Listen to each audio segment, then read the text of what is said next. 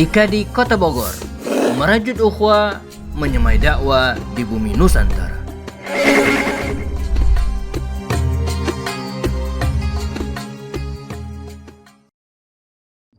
Bismillahirrahmanirrahim. Assalamualaikum warahmatullahi wabarakatuh.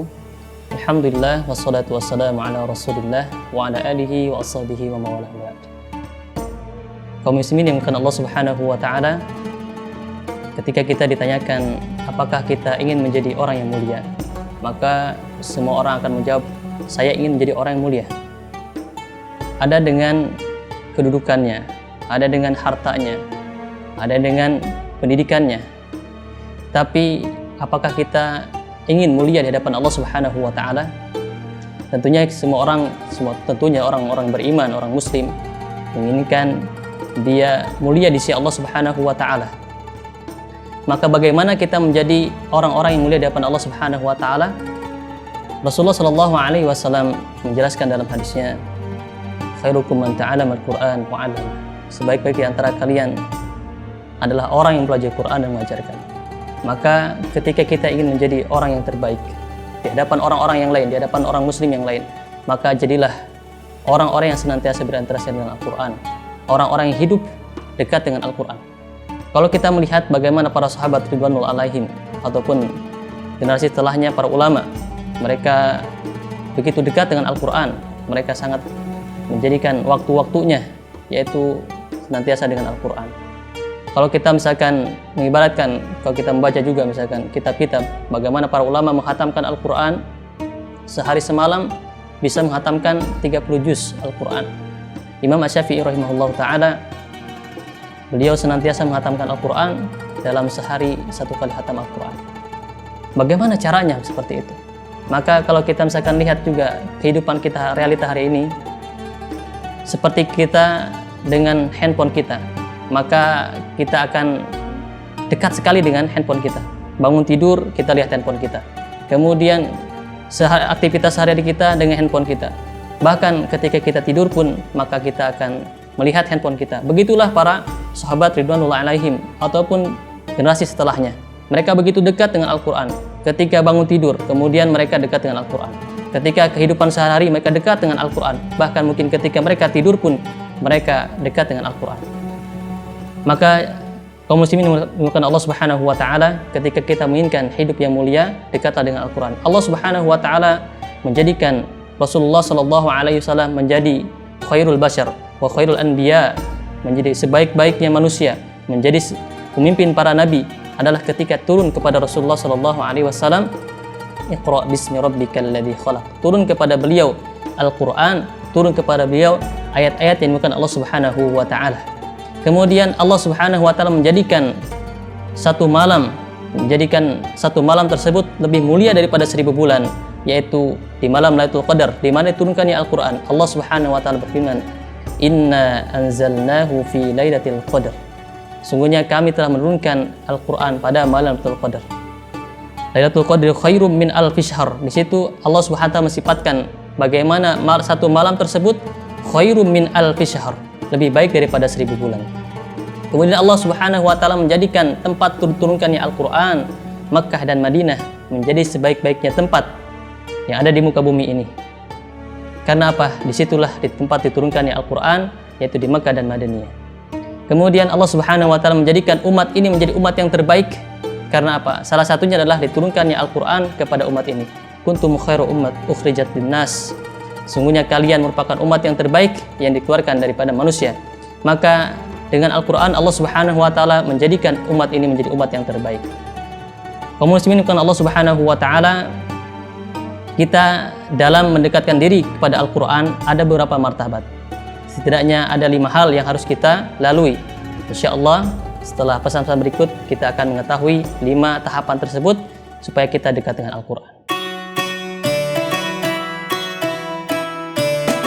Assalamualaikum warahmatullahi wabarakatuh. Insyaallah IKA di Kota Bogor siap menemani hari-hari Anda dengan video-video inspiratif, tausiah dan penuh hikmah.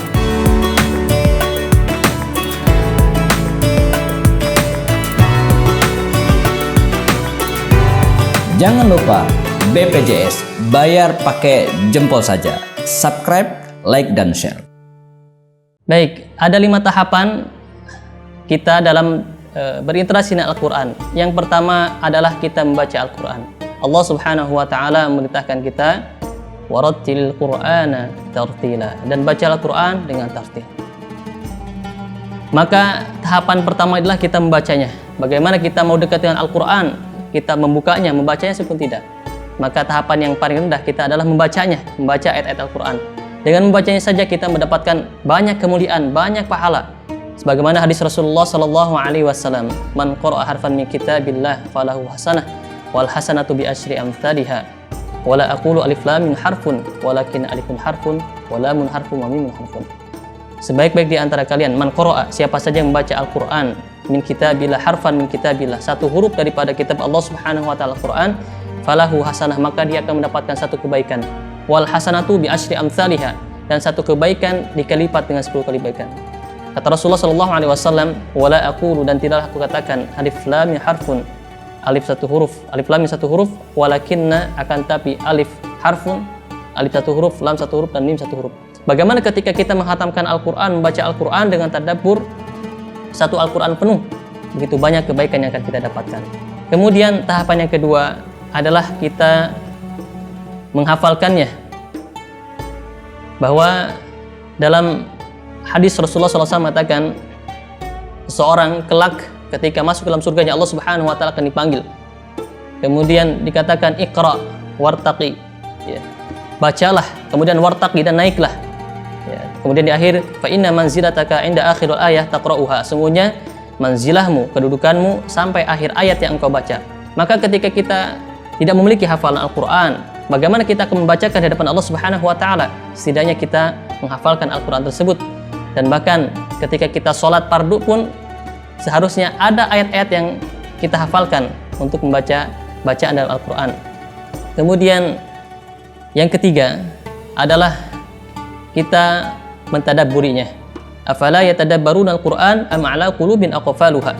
Apakah mereka tidak mentadabburi Al-Quran ataukah hati-hati mereka yang sudah terkunci? Maka Al-Quran selain kita baca, selain kita hafalkan, tentunya kita tadabburi bagaimana kita memahami ayat-ayat tersebut, perintah-perintah Allah Subhanahu wa Ta'ala, kemudian janji-janji Allah Subhanahu wa Ta'ala, kemudian larangan Allah Subhanahu wa Ta'ala pada kita, baik dalam kehidupan kita sehari-hari di dunia maupun bekal kita untuk akhirat. Maka kita tadabburi ayat-ayat Al-Quran. Sesungguhnya Al-Quran merupakan hudal lil muttaqin, petunjuk bagi orang bertakwa. Bagaimana kita menjadikan Al-Quran sebagai petunjuk adalah dengan kita mentadabburi, memahami ayat-ayat daripada Al-Quran.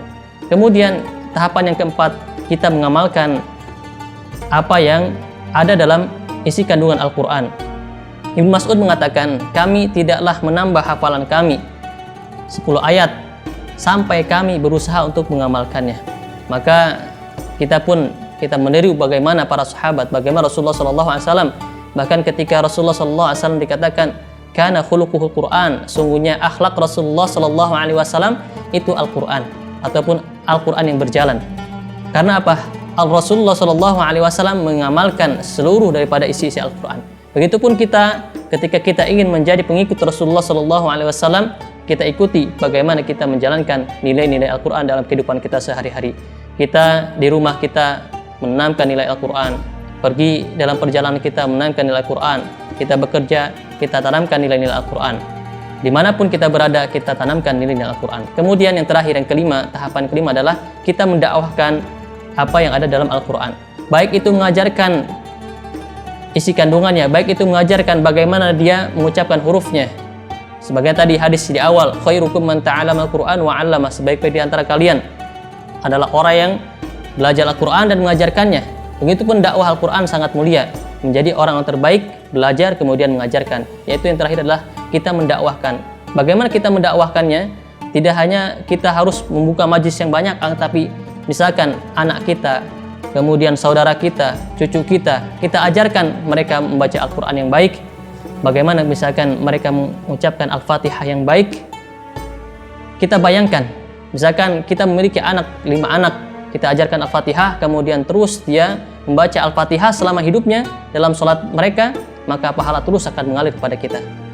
Maka dari itu, mari kaum muslimin yang dimuliakan Allah Subhanahu wa Ta'ala, kita berlomba-lomba untuk mendekatkan diri kepada Allah Subhanahu wa Ta'ala yaitu dengan kita berinteraksi dengan Al-Quran. Al-Quran merupakan kalam Allah Subhanahu wa Ta'ala. Siapa saja yang merindukan perjumpaan dengan Allah Subhanahu wa Ta'ala, maka bacalah Al-Quran. Maka bacalah Al-Quran sebagaimana hari ini kita sering membaca status WhatsApp kita, status Instagram kita, dan yang lainnya, status media sosial kita. Maka begitupun Al-Quran jangan sampai kita tinggalkan. Mari kita terus membaca Al-Quran. Terima kasih. Assalamualaikum warahmatullahi wabarakatuh. IKADI Kota Bogor merajut ukhuwah, menyemai dakwah di bumi Nusantara.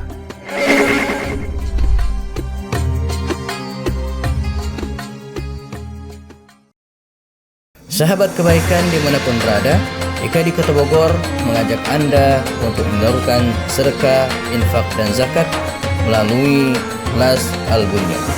Barakallahu fikum jami'an.